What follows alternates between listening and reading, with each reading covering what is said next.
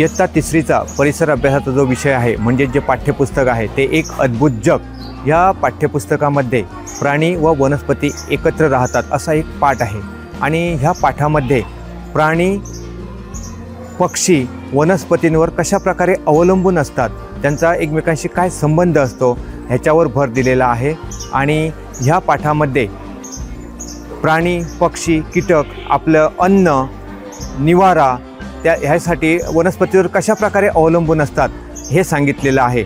आणि ह्या पाठाशी संबंधितच मुलांना इथे एक लिंबूचं झाड आहे, या लिंबूच्या झाडावर काही फुलपाखरांनी अंडी घातलेली आहेत आणि त्याच्यापासून अळी तयार झालेल्या आहेत आणि ह्या अळीपासून नंतर ह्या अळी लिंबूच्या झाडाची पानं खातात आणि त्याच्यापासूनच नंतर फुलपाखरू तयार होतात।